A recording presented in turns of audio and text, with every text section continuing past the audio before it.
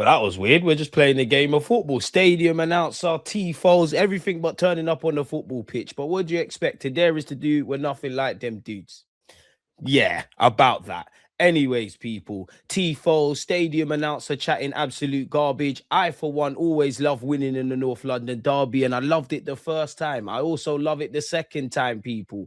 They can have the Tifo wars. They can have the stadium announcers. Us, we just want to win a game of football. Biggest North London derby in generations, they said. We just wanted 3 points to keep our title hopes alive. And that's exactly what we've done, people. So yeah, what can you say? New manager, same old Tottenham hot shite, people. But before we continue, I saw this on Twitter. This game, we love football. We don't love you back, you know. Mil, how does he celebrate? How does he celebrate?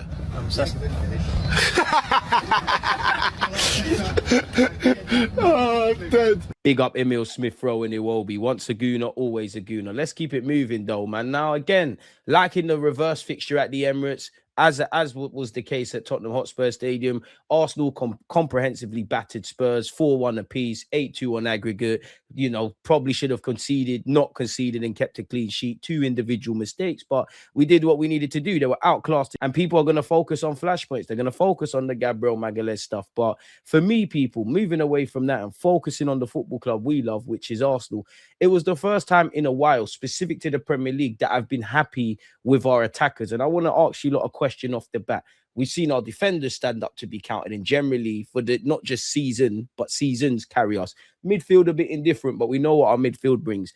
I think I speak for every Arsenal fan where we want our attackers to do this on a consistent basis. But is it now time for our attacking players to shoulder the burden and carry the workload? And, you know, if every individual goes through a purple patch or finds their feet and whatnot, now's the time where we can kick on. So yeah, as I was saying, it's the first time I'm actually happy with our attackers. Eze, who's had a difficult start to life in North London, actually made history. He is the first player, people, to score 5 goals in a single season in North London derbies since 1934-35, which was done by Ted Drake, people. So yeah, you look at Eze's kind of record in this kind of period in the Premier League, the North London derbies, where, in my opinion, he got significant minutes and he delivered like he did at the Emirates, people. Mikel Arteta said he played with a point to prove. I think we all saw that. We all know he stood out for his movement, his passes, obviously the goals. I think collectively, tactically, we outdone them. Actually, when you watch the game again, people, his involvement in you know, his combinations with Bukayo Saka, which we'll get onto, which led to which led to actually, you know, him getting his first goal, his second goal, apologies. Obviously, his first goal was great. I actually liked how he made a bit of a decoy run for Gyökeres, which we'll get into. But when you watch the game again, Eze had a good game over 90 minutes. First time on the eyes. Obviously, he's had the standout moments. He's got a brace and he's had a hand in 1-2 goals, but he was more prominent than led to believe, people. So yeah, man. And I did like what Mikel Arteta did, but keeping it up with obviously Eze. You know, our summer signing did damage from central areas, and obviously inside the final third, he played as an orthodox number 10, which we liked. And you saw his combination with Bukayo Saka on the big stage, which Saka's only criticism is he needs goals this season himself, and he probably should have got a goal. But some equally, there's a lot of attackers who get goals and get assists. 90-minute games, if you're really watching it, they didn't do much. There's also times where players don't get goals or assists and they do well. And I think there's been that over the last 2 years, there's been that with Saka. Again, he needs to get goals.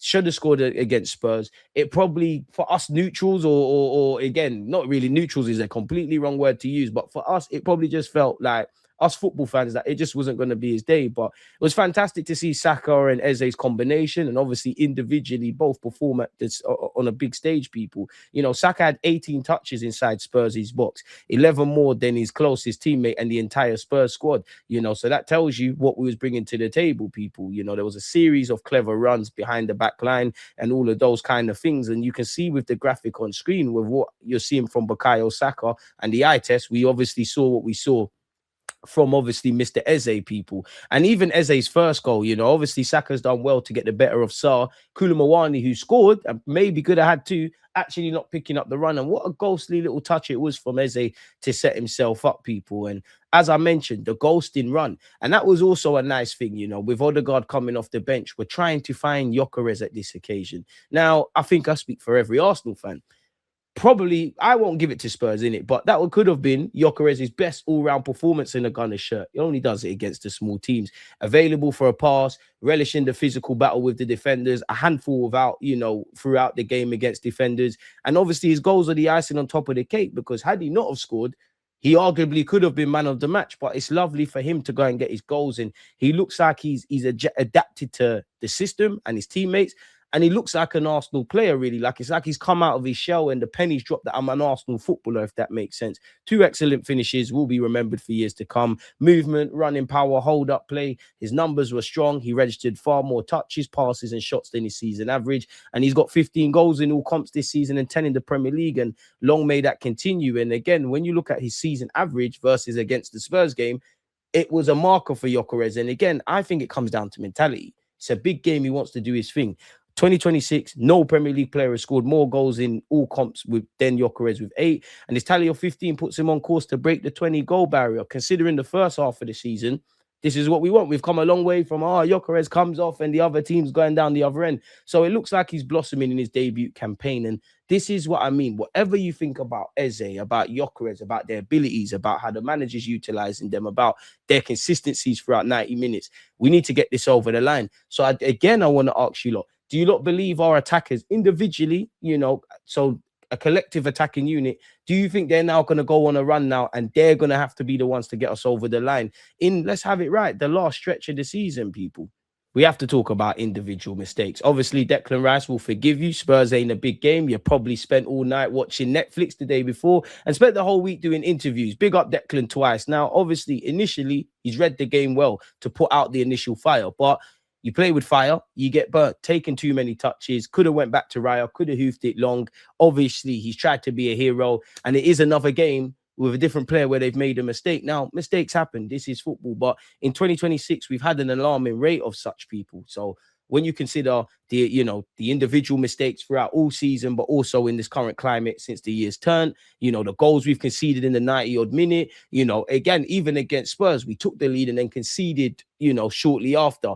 You're most vulnerable when you've just scored. So these are the little things we can improve. But yeah, Rice's thing is just another kind of issue we've seen, and we need to improve in that. And, between not keeping the clean sheet, actually the defending and not following runners, which obviously led to the ball going in the box and Gabriel Magalhaes becoming the talking point, that's where we could improve. Now, they're going to focus on flashpoints, the goal was disallowed. Spurs only benefited from 2 mistakes. One was disallowed. We were better than them. They were better structurally under Tudor, but they earned nothing. And for me, it's always nice to win. It's always nice to win a North London derby that can give you a boost of confidence, but we just need to keep going. I do have to respect Mikel Arteta's tactical tweaks because I think he got it spot on. We knew they were going to come and press our midfield, and I think it was a structure versus a structure, but, we had our fullbacks in the traditional role. We had, kind of freedom for our attackers to roam and whatnot, and I did like the combination play, if I'm honest. Like Timber and Hincapié, they're normally quite narrow. They spent a lot of time out wide. You look at the last goal of the game, Martinelli and Hincapié obviously won the ball back from Spence, who isn't doing none of that Instagram bullshit anymore. Haven't seen him kind of, run any banter since they beat us in a meaningless pre-season North London derby. But Hincapié had a good game. He was obviously involved there. Timber's pass, which I was talking about, the ghosting run from Eze, which for Gyökeres is first, that just shows you the damage that we can make happen, people. And then obviously we had Rice and Zubamendi as a double pivot. Our back 6 was very disciplined in the shape and positioning, and our average position map kind of shows that, man. We won the midfield battle. We won it on the left. We won it on the right. The majority of the game was played in their half, either in the first or the second half. So yeah, man. And the second half, ultimately, our superior quality told really and truly from start to finish. You look at Martin Zubamendi, he ran the furthest of any player on the pitch, while we as a team recovered, I believe I've got it in front of me, 7.67 kilometers. I can never say that word, more than Tottenham, but you get the point. In and out of possession, we did well. We had the desire to do the basics, and we saw the ingenuity in our front line, people. So we need to make that kind of performance or feel-good factors like a commonality, if that makes sense, people. If that makes sense. So yeah, man, there's a lot of improvements we needed to make. Obviously, the game is going to be dominated by Eze and Gyökeres. Big them up for it. I also have to big up Martin Odegaard for coming off the bench and grabbing an assist. As I said, with Martinelli obviously being involved as well in the build up to the last goal. Didn't get a goal and assist, but teamwork and whatnot. Big up Big Gabriel as well, because he won 100% of his duels and managed to rattle the world. You know, every player does it. If it works for you, great. If it doesn't, like Newcastle away, we ask questions of Gabriel Magalhaes. And I also have to big up David Raya when called into action as well in that game against Spurs. So yeah, man, all in all, great team performance. But the main thing is the 3 points. I feel a lot of us Arsenal fans, we want bragging rights. We want to shut up the, them noisy neighbours. We don't want them to say you lost the league at the lane. But it was all about 3 points. As I said, for me, I'm more concerned about Chelsea at home, Brighton away, and every game in the build-up to the City, let alone the 2 games against City and here, there, and everywhere, people. And it's a weird one because drop points, which did feel like a loss against Wolves, doom and gloom. Obviously, we've won, and I think some people, we're going to win even the Tour de France, people. So I do have to ask you, lot, what do you lot make of this? The mood is going to change so many times in the next 2 months. I saw this on The Athletic. If Arsenal win their remaining fixtures, they'll win the Premier League. If Manchester City win their remaining fixtures, they'll win the Premier League. Mikel Arteta's side are 5 points clear. Pep Guardiola's team have a game in hand and will welcome Arsenal to the Etihad in April. And have we seen this all before? When it comes to the Premier League title race, who is really in pole position? Let me know, people. And also on that, did you not know Arsenal have not conceded from a counter-attack since Erling Haaland's goal in September? That's 36 games in all comps.